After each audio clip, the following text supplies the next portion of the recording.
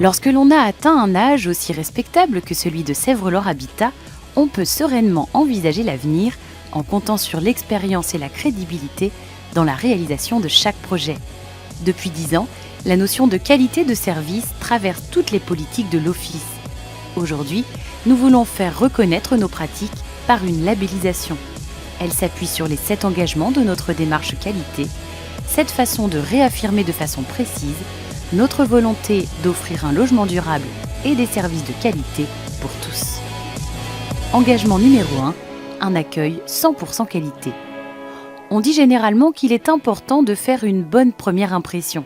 C'est une réalité quotidienne pour nous, à la Séguinière, au cœur du lotissement de la Chapelière, et à Saint-Léger-sous-Cholet, dans la dernière tranche de la ZAC du Martineau, des pavillons de type 3, 4 et 5 permettent désormais d'accueillir les nouveaux habitants dans des lieux de vie lumineux et ergonomiques. Engagement numéro 2, une disponibilité maximale. Grâce au déploiement de nos différentes agences sur le terrain, au plus près des réalités quotidiennes, nous nous engageons à être présents. Cette gestion décentralisée va encore gagner en efficacité avec l'extension en 2014 de l'agence du Parvis. Engagement numéro 3, une assistance technique 24 heures sur 24. 24 heures sur 24 et 7 jours sur 7. C'est en permanence que l'assistance technique assure et rassure.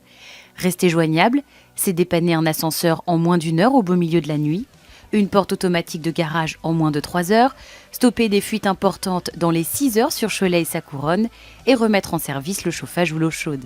Mais c'est aussi prévenir avant de guérir en garantissant un contrôle régulier du bon fonctionnement des équipements inscrits noir sur blanc dans les contrats d'entretien.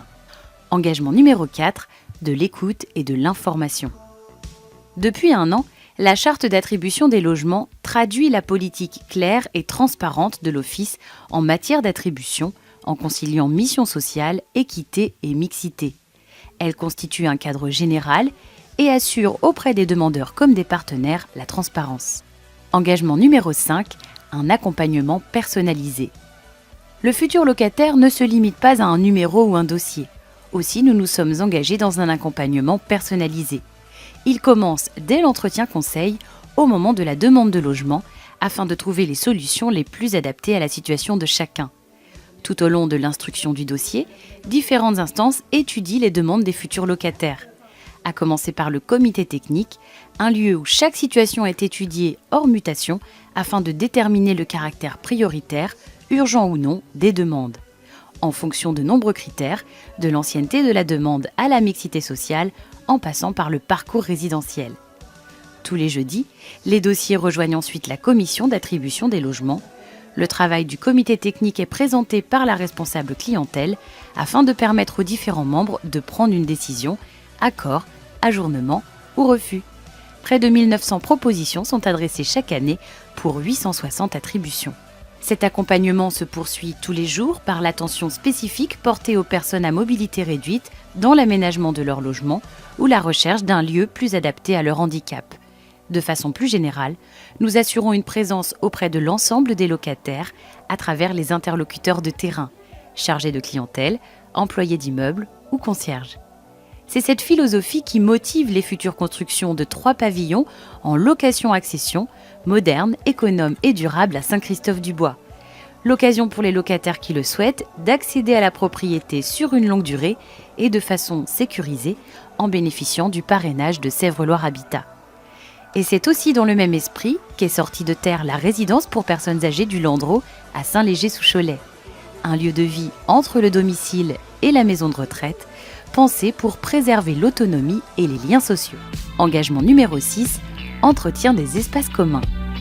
Parce que l'on est tous plus sereins dans un univers propre et agréable, un soin tout particulier est apporté à l'entretien des espaces communs. Cela commence par un passage quotidien dans les halls de tous les immeubles, complété par un nettoyage mensuel de tous les paliers et cages d'escalier. Sans oublier une vigilance particulière sur les encombrants et abords de bâtiments, un contrôle sécurité trimestriel des espaces communs, complété par un contrôle qualité complet 3 fois par an. Engagement numéro 7, objectif économie. Ce n'est pas seulement tendance, c'est le fruit de programmes de recherche, d'expérimentation, de solutions innovantes et d'un niveau d'exigence élevé nous pouvons aujourd'hui proposer aux locataires des logements éco-performants qui leur permettent de maîtriser leurs charges en réduisant leurs dépenses énergétiques. La preuve par l'image, au Val-de-Moine, où 10 logements éco-performants ont été inaugurés cette année au cours de la Semaine nationale des HLM. Une heureuse coïncidence pour saluer l'arrivée de ces constructions bois en structure modulaire tridimensionnelle. Gage de rapidité, les modules réduisent considérablement la durée de chantier tout en égalant le confort, la durabilité et les performances énergétiques des logements traditionnels. Maîtriser ses dépenses énergétiques deviendrait presque un jeu d'enfant sur le portail de la Lyonnaise des Eaux, mise à disposition pour suivre au litre près les consommations d'eau. Une logique concrétisée aussi par les changements de compteur d'eau ou l'installation de chasses d'eau double débit. Construire l'habitat de demain est une mission d'intérêt général. L'Office développe, renouvelle et modernise ainsi sans cesse son patrimoine. Grâce à des outils très concrets, comme le plan stratégique de patrimoine, dit PSP, et sa vision programmatique qui donne un cap en matière de peuplement et d'environnement. Cet outil constitue un appui solide à la Convention d'utilité sociale rendue obligatoire en 2009. Actuellement, chez Sèvres Loire Habitat, la convention va de 2011 à 2016, c'est une convention de 6 années.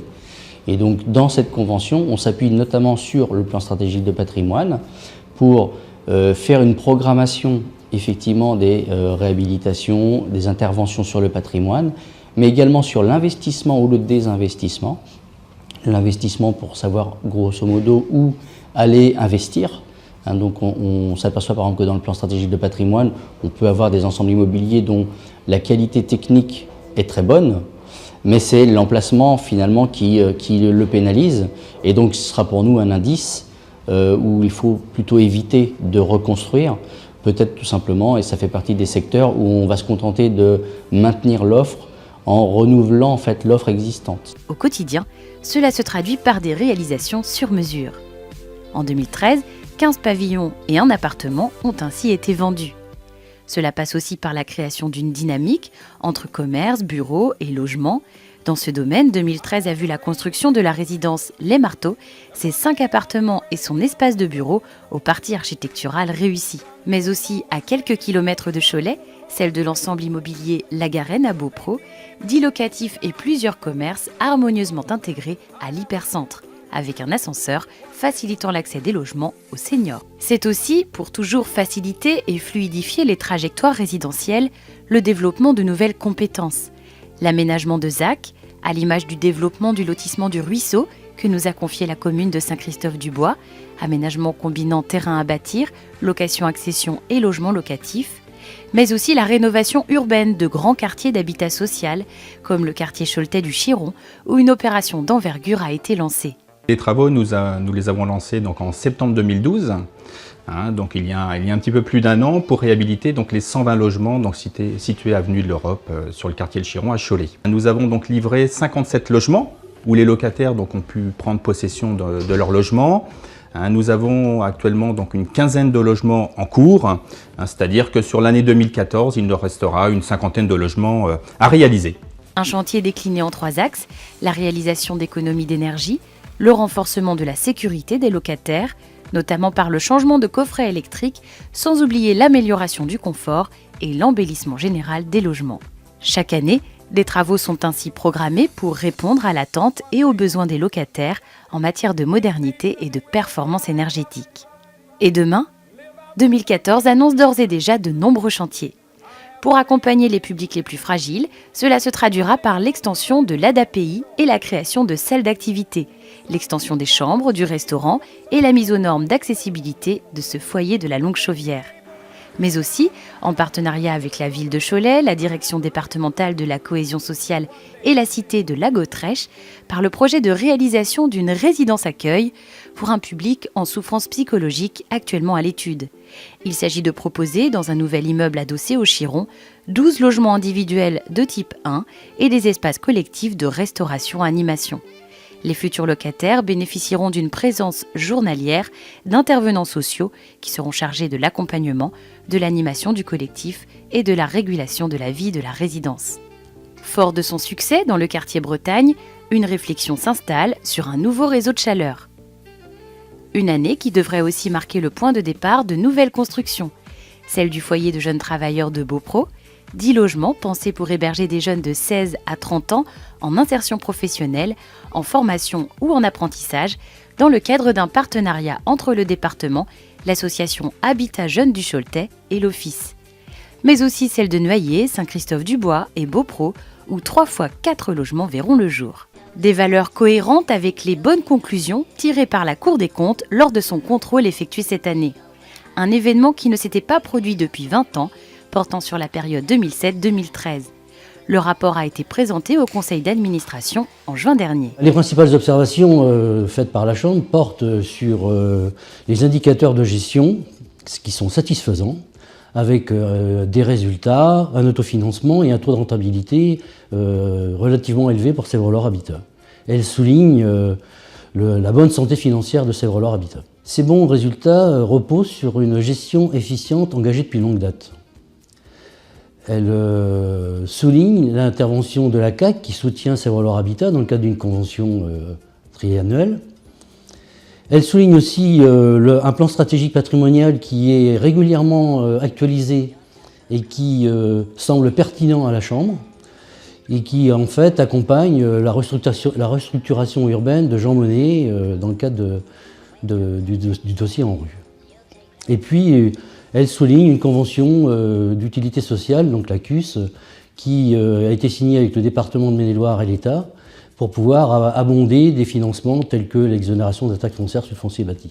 Pour conclure, la Chambre régionale des comptes des Pays de la Loire porte un jugement satisfaisant sur la qualité de notre santé financière et de notre organisation. À travers ce jugement très positif de la Chambre régionale des comptes sur notre travail, il était important de partager ces félicitations qui est le travail quotidien et collectif de l'ensemble du personnel de Sèvres-Loire.